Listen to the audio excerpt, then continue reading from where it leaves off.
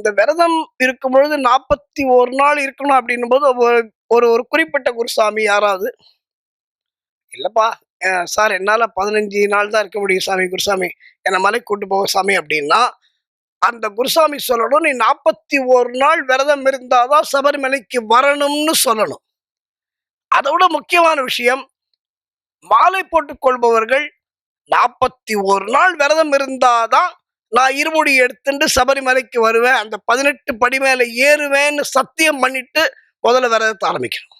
இப்போ 15 நாள் நான் விரதம் இருக்கேன், ஒரு வாரம் நான் விரதம் இருக்கேன் அப்படின்னா தாராளமா விரதம் இருக்கலாம், தப்பு இல்லை. இதுவும் நம்பியார் குருசாமி சொன்ன ஒரு அற்புதமான விஷயம். என்ன தெரியுமா அது?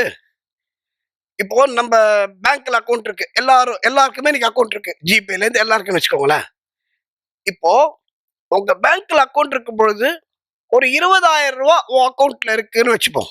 நீ இப்போ யாருக்காவது ஜிபே பண்ணணும்னா ஒண்ணு 18,000 ரூபாய்க்கு பண்ணணும், இல்லைன்னா 19,000 ரூபாய்க்கு பண்ணணும், இல்லைன்னா 19,500 ரூபாய்க்கு பண்ணணும்.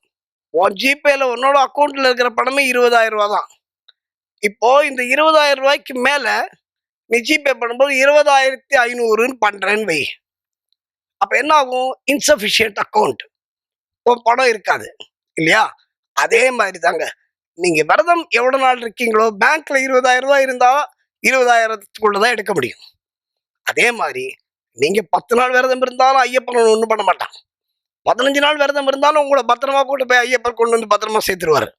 ஆனா நம்ம விரதம் இருக்கிற முறை 41 நாள் கண்டிப்பாக இருக்க வேண்டும் என்பதை எல்லா குருசாமிகளும் வலியுறுத்த வேண்டும் என்று நான் கேட்டுக்கொள்கிறேன்.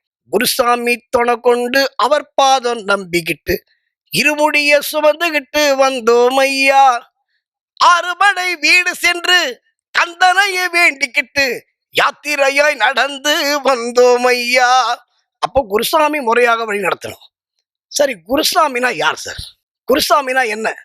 குருசாமிக்கு என்ன தகுதி இருக்கணும்? இது நம்பியார் சாமி ரொம்ப அழகா சொன்னார். இது நான் இப்போ சொல்ற விஷயங்கள் எல்லாமே பெரிய பெரிய குருமார்கள் பேசியது. இது நம்மளோட நான் சொல்றேன் அப்படின்னா நான் பெரிய குருசாமி இல்லை. நான் இன்றைக்கும் ஐயப்பனுடைய கோடான கோடி பக்தர்களில் ஒரு மூலையில் இருக்கிற பக்தன் என்பதுதான் சத்தியம். நான் என்னமோ எனக்கு எல்லாம் தெரியும்னு சொல்றதுக்கு இங்க வரல. ஆனால் பல குருசாமிகள் சொன்னதை தயவு செய்து ஐயப்பன்மார்கள் கேட்டு அதன் வழி நடந்தால் கண்டிப்பாக அவர்கள் சபரிமலைக்கு போன புண்ணியம் கண்டிப்பாக அவர்களுக்கு உண்டு என்பது சத்தியம்.